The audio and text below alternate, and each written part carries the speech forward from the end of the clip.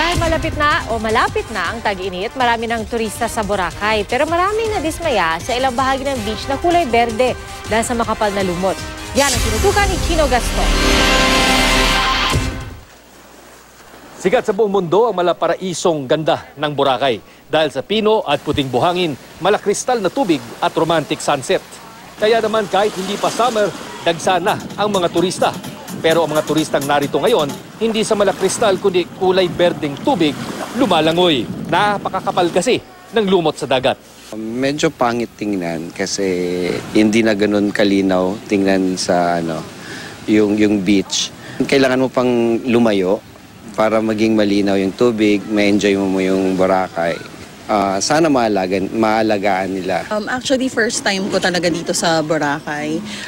Ine-expect ko talaga makita yung green, yung blue water. Pero nagulat ako na nakita ako ng lumot. Parang ganyan. So first time ko, isang beses na lang rin ako naligo, hindi na ako bumalik. Kasi parang medyo, tingin sa akin lang, personally, parang feeling ko madumi.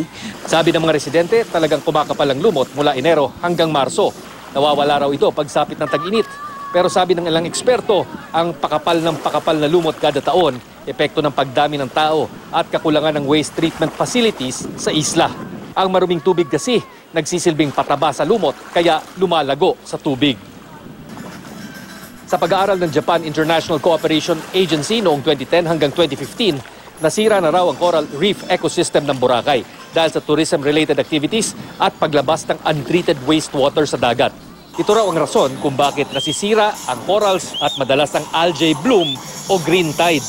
Matatandaan noong 2014 sa monitoring ng Environmental Management Bureau 6B, nakita ng mataas na coliform level ang ilang bahagi ng dalampasiga ng isla. Bagamat hindi pa naman daw critical level noong panahong yon. Ang coliform ay bakterya na madalas nanggagaling sa dumi ng tao o di kaya hayop.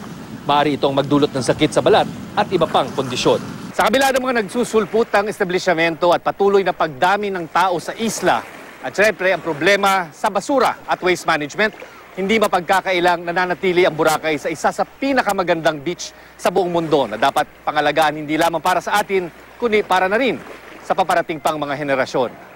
Chino Gaston, nakatutok, 24 oras. Sinusubukan pa namin kunin ang panig ng DENR at ng lokal na pamahalaan kaugnay ng makapal na lumot sa Boracay.